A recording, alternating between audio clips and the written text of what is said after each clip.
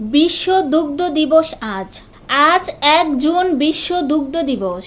দুগ্ধ খাতের কার্যক্রম বাড়াতে ২০০১ সাল থেকে জাতিসংঘের খাদ্য ও কৃষি সংস্থার FAO উদ্যোগে দিবসটি পালিত হচ্ছে। বিশ্বের অন্যান্য দেশের মতো বাংলাদেশেরও নানা আনুষ্ঠানিকতার মধ্য দিয়ে পালন হয় বিশ্ব দুগ্ধ দিবস। এ উপলক্ষে মৎস্য ও প্রাণী সম্পদ মন্ত্রণালয়ের তত্ত্বাবধানে প্রাণী সম্পদ অধিদপ্তর রোববার রাজধানীর ফার্মগেটের KIB মিলনায়তনে আলোচনা সভার আয়োজন করেছেন। এতে প্রধান অতিথি থাকবেন মৎস্য ও প্রাণী সম্পদ উপদেষ্টা ফরিদা আক্তার। ডেইরি খাতের কার্যক্রম বৃদ্ধির সুযোগ সৃষ্টির লক্ষ্য নিয়ে দিবসটি পালিত হয়।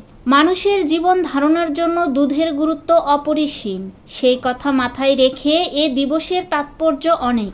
এছাড়া সারা দেশে দিবসটি উপলক্ষে জেলা ও উপজেলা প্রাণী সম্পদ দপ্তরের মাধ্যমে দুগ্ধপণ্য বহির্মুখীকরণ পরামর্শ ক্যাম্পেইন পরিচালনা, প্রাণী সম্পদ প্রদর্শনীর আয়োজন, বিনামূল্যে প্রাণী সম্পদ চিকিৎসা ক্যাম্পেইন পরিচালনা, বিনামূল্যে প্রাণী সম্পদের জন্য কৃমিনাশক ঔষধ বিতরণ ও টিকা প্রদানের লক্ষ্যে ক্যাম্পেইন পরিচালনা সহ জনসচেতনতামূলক বিভিন্ন অনুষ্ঠানের আয়োজন করা হয়। প্রাণী সম্পদ অধিদপ্তরের তথ্য অনুযায়ী বর্তমানে দেশে দুগ্ধ খামারির সংখ্যা প্রায় ২০ লাখ। ২০১২-১৩ অর্থবছরে দেশে দুগ্ধ উৎপাদন হতো প্রায় ৫০,৭০,০০০ টন। এর পরের ৩ অর্থবছরে সেটি বেড়ে ৭২ লাখ টনের বেশি হয়।